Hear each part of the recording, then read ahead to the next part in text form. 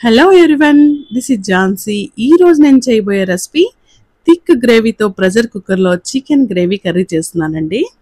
అది కూడా చాలా చాలా రుచిగా సింపుల్గా చేయొచ్చండి. సో ఒక్కసారి మీరు ఇది రుచి చూసారంటే ఇంకా ఎప్పుడు చికెన్ తీసుకొచ్చినా ఇదే కర్రీ చేయాలనుకుంటారు, అంత బాగుంటుంది. అయితే ఎన్నిసార్లు చేసినా ఒకే రకంగా రావాలంటే టేస్ట్, ఈ రెసిపీని ఎలా చేయాలో ఈ వీడియోలో చివరి వరకు చూడండి. ఓకే, సో ఇప్పుడు మనం రెసిపీలోకి వెళ్ళిపోదాం.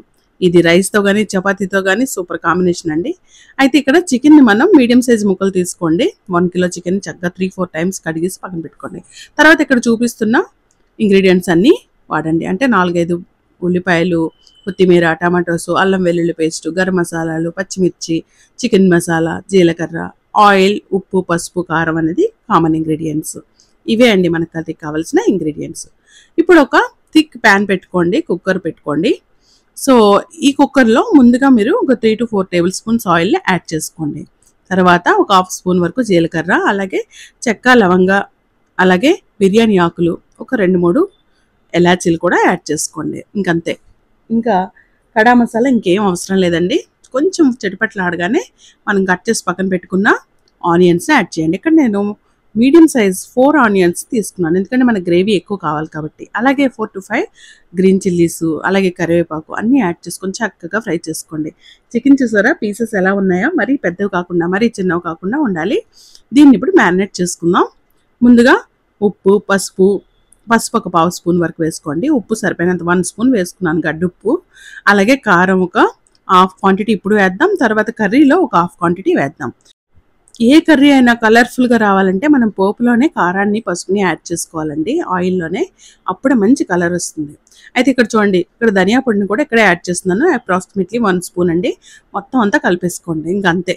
తర్వాత పెరుగును కూడా యాడ్ చేయండి. ఇక్కడ పెరుగును యాడ్ చేయడం వల్ల మన గ్రేవీ చాలా రుచిగా ఉంటుంది అండ్ మంచిది కూడా. సో చక్కగా కలిపేసుకున్నాను. తర్వాత ఫెనుగ్రిక్ లీవ్స్ ఉంటాయి కదండి, అదే కసూరి మెత్తి, అవి కూడా వేసుకున్నాను. కొంచెం మొత్తం అంత కలిపి పక్కన పెట్టేసుకున్నాను. ఇప్పుడు మనం పోపు అయ్యేసరికి ఆల్మోస్ట్ సిమ్లో పెట్టి మనం పోపుని వేయించామంటే ఒక 10 to 15 మినిట్స్ అవుతుంది. అప్పటికల్లా అది చక్కగా మ్యారినేట్ అవుతుంది. ఆర్ఎల్స్ మీరు ముందుగానే మ్యారినేట్ చేయొచ్చు. కొంచెం ఉల్లిపాయలు వేగాయి అనగానే కట్ చేసి పక్కన పెట్టుకున్న టమాటోస్ని యాడ్ చేసుకున్నాను. ఇవి చిన్న సైజు టమాటోస్ అండి, ఒక 3 యాడ్ చేశాను. అయితే మనం పెరుగు యాడ్ చేసాం కాబట్టి టమాటోస్ని స్కిప్ కూడా చేయొచ్చు. సో ఇప్పుడు మనం చికెన్ని యాడ్ చేసుకుందాం, మ్యారినేట్ చేసింది. మొత్తం అంతా కలుపుకొని చక్కగా ఫ్రై చేయాలండి. ఆల్మోస్ట్ ఒక 10 మినిట్స్ వరకు మీడియం ఫ్లేమ్లో పెట్టి చికెన్లో వాటర్ అంతా బయటకు వచ్చి ఈ మసాలాలు అంతా కూడా చికెన్ పట్టేటట్టు చూడాలి. ఇప్పుడు కారాన్ని మరి కొంచెం యాడ్ చేస్తున్నాను. అక్కడ ఒక 1 స్పూన్, ఇక్కడ ఒక 1 స్పూన్, టోటలీ 2 స్పూన్స్ యాడ్ చేశాను. అండ్ పచ్చిమిర్చి కూడా వేసాను కాబట్టి కారం పర్ఫెక్ట్గా సరిపోతుంది. అండ్ స్పైసీ ఫుడ్ ఎక్కువ తింటే కనుక మీరు మరి కొంచెం స్పైస్ యాడ్ చేసుకోవచ్చు. ఇంకో 1 స్పూన్ యాడ్ చేసుకున్నా బాగానే ఉంటుంది. సో ఇప్పుడు అంతా కూడా వాటర్ అంతా వచ్చేసాయి చూసారా. ఇప్పుడు మనం కొంచెం సాల్ట్ యాడ్ చేసుకుందాం. మ్యారినేషన్లో కూడా యాడ్ చేసాం, బట్ సరిపోలేదు అనిపించింది, అందుకే సాల్ట్. అలాగే 1 స్పూన్ ఆఫ్ కొబ్బరి పొడి లేదా కొబ్బరి పేస్ట్ అయినా యాడ్ చేయొచ్చు.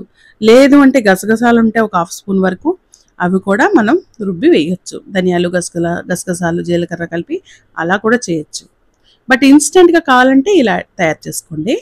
సో ఇప్పుడు అంతా కొబ్బరి పొడి కూడా వేసాక మొత్తం ఫ్రై చేసి తర్వాత చివరాకన్నా చికెన్ మసాలా కూడా యాడ్ చేశాను. 1 కిలో చికెన్కి 1 స్పూన్ చికెన్ మసాలా సరిపోతుంది, అది కొన్నదైతే. అదే మనం ఇంట్లో తయారు చేస్తే 1/2 స్పూన్ మసాలా సరిపోతుందండి. ఇప్పుడు వాటర్ వేసుకున్నాను, బాగా ఫ్రై అయిపోయింది కాబట్టి కొంచెం వాటర్ వేట్ చేసుకున్నాను. అంటే ఇక్కడ 40% వరకు చికెన్ ఉడికిపోవాలి. వాటర్ కూడా చికెన్ ముక్కలు తేలినట్టు ఉండాలి, అంతే, ఎక్కువ వాటర్ యాడ్ చేయొద్దు. సో ఇప్పుడు ప్రెషర్ కుక్ చేసుకున్నాను.